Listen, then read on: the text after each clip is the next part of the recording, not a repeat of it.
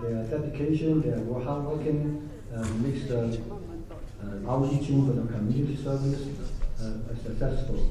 Also, I would like to thank the leadership of IUPUI, Sun Yat-sen University. Dr. Gillette is here. Thank you for your support. And also, I would like to thank all the friends in the Chinese community, all the organizations. We work together with the mayor's office and with all the 8 or 9 community, Chinese community members. Together, we make the 8th consecutive Indianapolis Chinese New Year, a Chinese festival, sorry. So we'll keep doing that with the support, and really appreciate Mayor Bartlett and your support in the whole past few years. And so thank you.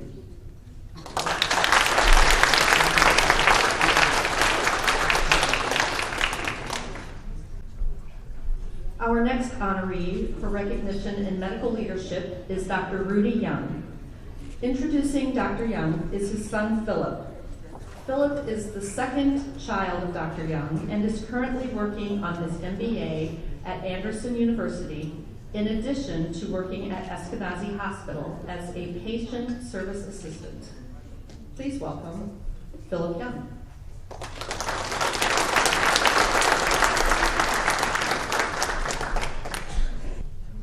Evening. My dad, Dr. Rudy Young, came to the U.S. about 40 years ago to pursue a higher education. He attended Indiana State University from 1976 to 1980 and received a bachelor degree in science, majoring in life science. He furthered his studies at Indiana University of Medicine and graduated with an MD degree 4 years later. He widened his knowledge and broadened his experience by interning at St. Vincent's Hospital in Indianapolis for a year. He soon narrowed down his expertise into his residency training in ophthalmology from 1985 to 1988 at University of Louisville. After his residency, he joined the Department of Ophthalmology, IU School of Medicine, in fall of 1988. Ever since, he has built himself a reputation of excellence and kindness. Currently, he is the professor of ophthalmology at the IU School of Medicine. In addition, he has been the chief of ophthalmology service at Eskenazi Health for 26 years. All the while, simultaneously, he is the director of the medical student education in ophthalmology. My dad wasn't just looking for an education and a job when he came to the U.S. He was looking for an outlet, a way to channel his personality and charisma. He has a natural sense of humbleness and an understanding of helping those in need. He has dedicated the past 27 years in serving patients in our community and takes genuine pride that he's been able to improve the quality of life for many. He takes great enjoyment in interacting with patients every day and getting to know them in a more personal and intimate level. Part of his philosophy of being a doctor is having the patient be an integral member of the treatment team rather than just another subject. He believes that involving the patient in the treatment process greatly improves the outcome of the health of the patient. His philosophy of approaching and helping patients on a more intimate level has earned him the title of one of the top doctors annually since 2009 by Indianapolis Monthly. Now, not only is my dad a great doctor, but he is also an educator.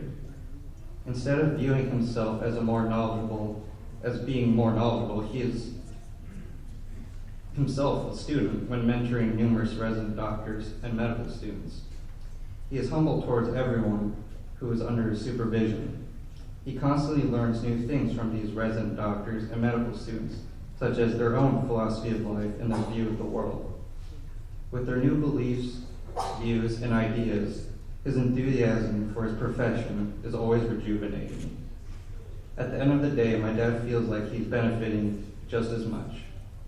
He is always proud and honored to be recognized by both the university, the department, and medical students for his effort in education. His dedication to education has landed him numerous teaching awards and Professor of the Year awards. Now, my dad's professional life may seem pretty busy every day. Though this is true, he is also a family man. He always somehow makes time to spend with his wife, my mom, Diana, and his daughter, Ella, my sister, and me, his son. Whether it's Ella's all-day volleyball competitions or my long and drawn-out chess tournaments, he has always been there to support all of us. He even allots time every single year to visit his parents and siblings, as well as my mom's parents and siblings. While he puts a considerable amount of time, effort, and passion into his work, he never forgets to put the same amount into his family. Now, there isn't many people you can really call a Renaissance man these days, but I know at least my dad is a strong contender for that title. Thank you.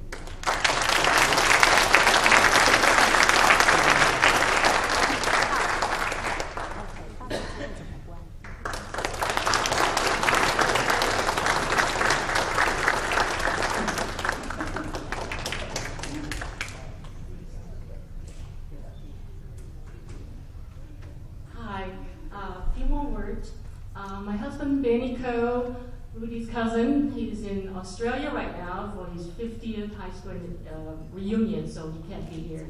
But he wanted me to read this poem for Rudy.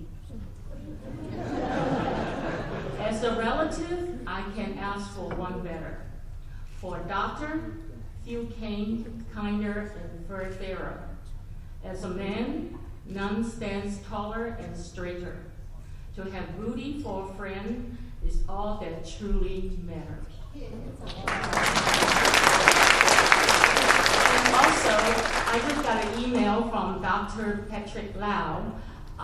He's retired and living in Florida right now. And you read his article on page 6 all the time. And although he's in Florida, but his heart is still in Indianapolis. And he sent an email this morning. I thought you'd like to hear that. Ophthalmology professor Rudy categorically deserved the prestigious award. I have been his patient. I am profoundly impressed by his clinical knowledge and bedside manners. Rudy has been altruistically serving hundreds of fellow Chinese Americans, particularly seniors, by furnishing through eye exams. With his team encompassing IU medical residents and students,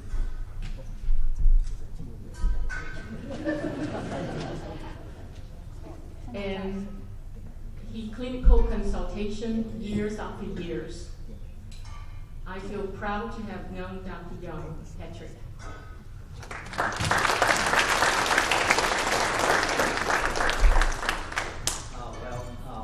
Thank you, friends and distinguished guests. It's really, this is a very great honor. I'm very honored and also humbled to be here. My son, it's very interesting that to have your kids introduce you because you never know what to get. Okay? But I know that probably it's not going to be bad because he has to answer to me at the end of the day. But anyway, I'm very humble here.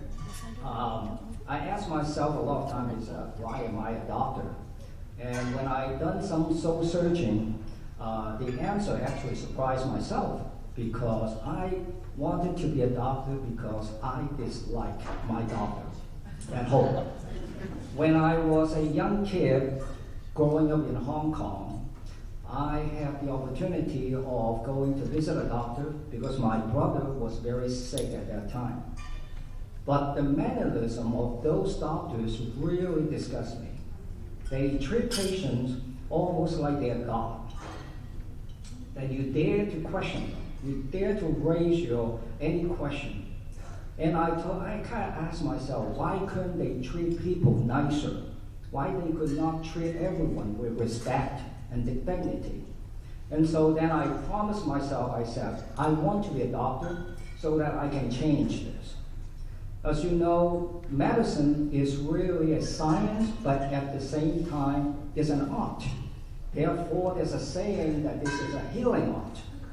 You can be one of the best doctors, knowledgeable doctor, or technically very skilled surgeon.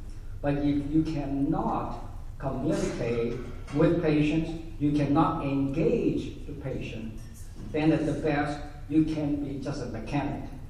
The art of healing is lost. And so, and nowadays, you will also probably hear a term from medicine is that the evidence-based medicine. Wherever we go, medical schools nowadays pushing for that doctrine, medicine or evidence-based medicine. Well, it is nice because you need proof to do what you're doing. But I beg to differ. I think what we need is a humanity-based medicine. Because if we just do make our decision based on what is in the science, we are doing a cookbook medicine. We can't do that. We have to tailor our passion, understanding the patient's need, and also take into the account of the emotional portion. And then together, using our knowledge to guide the patient and their family to come up with the best treatment option to the best of interest to the patient. Then we become the practitioner of that healing art. So I plead with all of you in the audience, the doctors, and also those of you who aspire to be a doctors in the future, put a little bit of the humanity in your daily practice. Well, and thank you. And lastly is I want to thank this great state of Indiana. 40 years ago, a little young boy came to Indiana, and then you open your arm and then kind of adopt me as your son. And at the same time, I would like to take this opportunity to thank a few in the audience. My cousin, Dr. Benny Cole, and his wife, also Dr. Vicky Cole, who opened their homes to me when I first arrived, and also offered me advice, support, and guidance all these years. And I want to thank my children, my kid, Philip and Ella. They are my inspiration. I'm very proud of what they have accomplished. They become a contributing member to society. And then last but not least, I want to thank my lovely wife and partner for 32 years, Diana. Diana is her unconditional love, understanding, and support is what gets me going every day. And thank you very much.